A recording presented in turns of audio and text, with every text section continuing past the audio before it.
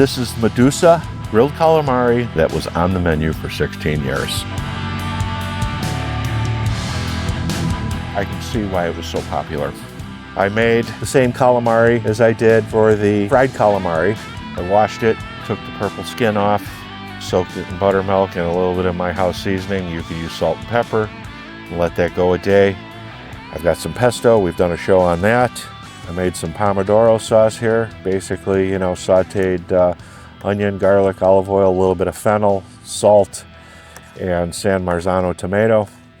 Brought that to a simmer, turned it off right away, pureed it. One of the components on this grilled calamari that everybody loved was the sauteed greens. And everybody always asks how you make them. So today we're going to make the greens from scratch. It's really simple. This has been washed, so it's still got a little bit of water, and that's important because we need that water to help us steam here. Just like at the restaurant, I fired up my grill. Today I'm using Mesquite. At the restaurant, I started with Mesquite the first year. It seemed to be a little bit too strong for everybody, so I went to cherry and oak. But I really like the Mesquite. It's a great flavor, but you can use any wood you want. You can use hardwood charcoal if you want. Basically, I get my hardwood or my wood that I'm using. Today it's Mesquite, and I put my chimney on top of it with the charcoal, and I light my newspaper. I don't use any fuel, no lighter fluid, because it just lingers and it gets into the food, and I don't like it. So if you can, try not to use the briquettes, because most of the time those are compressed with the kerosene, so they will light. And I like to light the fire naturally. So I'm going to start making the greens first, because this is really a quick dish. We want to get this hot, and what we used to do is we'd add some olive oil. We'd put the romaine and the spinach on top of that. So I would say there's roughly about 6 to 8 ounces here of the outside leaves. Now, to this, we used to use red onions or Spanish onion or shallots. Today I found some really nice Vidalia onions and some chopped garlic. It doesn't need to be minced. You can hear that sizzling away. That's what we want to hear. And then just a little kosher salt. That's the recipe for the greens. Olive oil, romaine, spinach. You can use escarole. You could use any salad greens, butter lettuce, any older lettuce, outside leaves that are still good to eat, but they don't look very good to serve into a salad. Saute them. And it happens very quickly. It's a great bed to put your entrees on. It's a great, bed to put for a vegetarian. Put a plate of these greens and then build the vegetarian platter from there.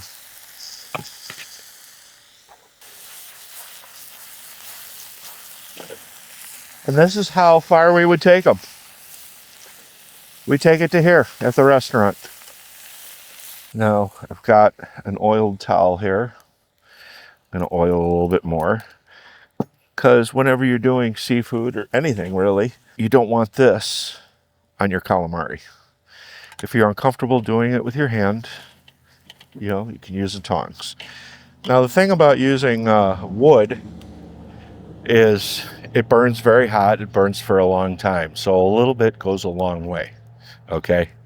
I got a little bit more here than I needed, but I'm just used to building big pits, because I would stand in front of one of these 5 nights a week for about 4.5 hours.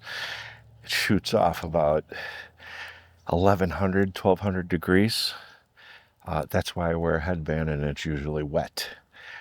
So we're going to prepare the calamari just like we did at the restaurant. Everything, just like we did at the restaurant. That's why we're putting this cookbook together, so people can start doing this at home. We would have a pan. We'd put a little bit of my house seasoning in it.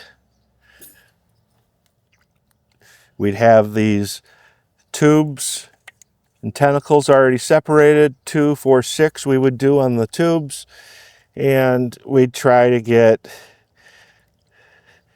at least 4 or 5 tentacles. And we get this in the oil, and this is blazing hot.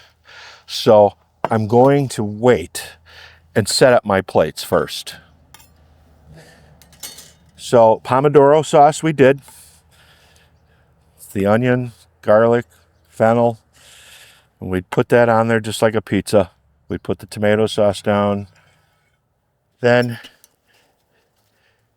see how much liquid's coming out of that escarole, and we really don't want that. The escarole would go right on top of the Pomodoro sauce. This was a dish for a good friend of mine, Andre Lorenzi. He would come in. He was my boss when I was a chef in Arizona at the Los Ventana Canyon. I was the opening chef for the restaurant that was open 24 hours. Anyways, he well respected, a gourmand. Anyways, he came into the restaurant one night and he asked if I could do some grilled calamari. And I was like, yeah, I can do that. And this is what I made him. And I sent it out, and it ended up being a staple on our menu for 16 years. Okay, so now that we've got our plate set up, because this is going to go quick,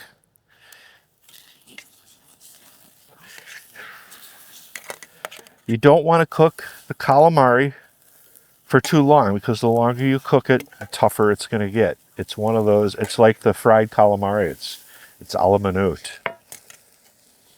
You know, you may need a longer tongs. What I've got here is I don't have any coals here, so I can work with it. I mean, we're looking at, that was what, 10, 15 seconds? The tentacles take a little bit longer. You wait till they open up, and then you turn them down like that.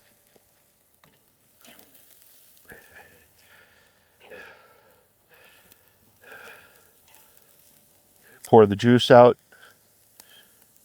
I mean, that's a 30-second grilled calamari. That's when they're tender. That's when they're delicious.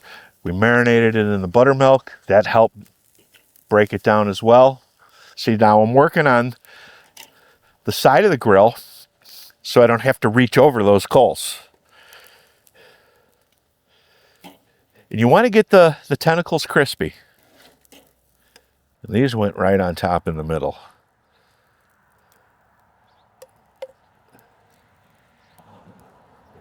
And I always saved the big one for the top. Then we take some of my scordaia, which is the garlic dip made with almonds and olive oil, and fresh lemon juice, cayenne pepper.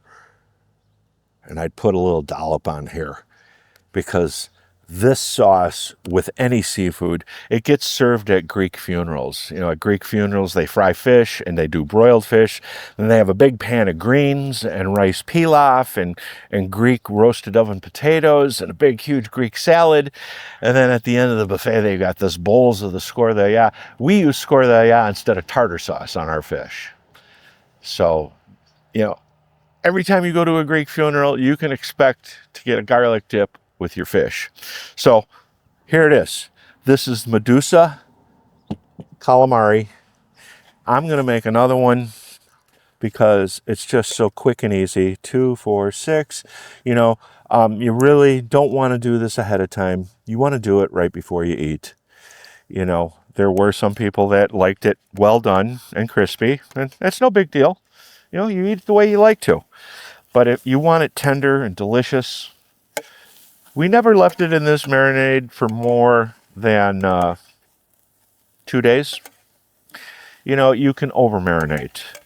And, you know, we really didn't have that problem because I only marinated what I knew I was going to need. I liked running it out as opposed to having it left over at the end of the night. You know, so we got pretty good at guessing how many we were going to go through. But yeah, we never went more than 2 days because we were that busy and it was always fresh.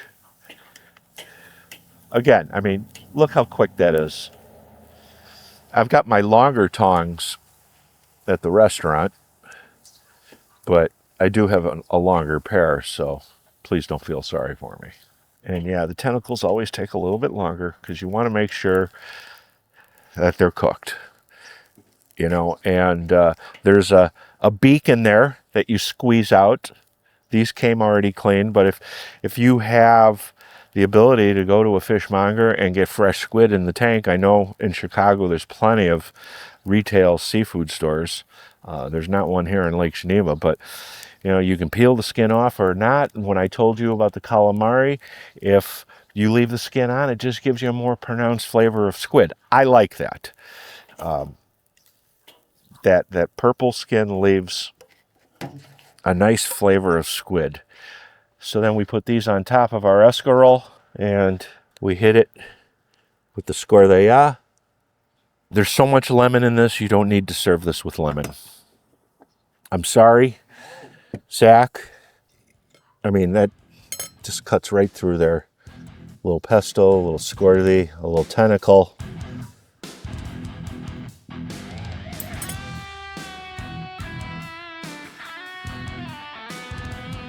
Delicious. Calamari naturally has a little bit of a chew, but it's still tender enough to bite through. And the greens and the pesto and then just that little bit of tomato sauce, I can see why it was so popular.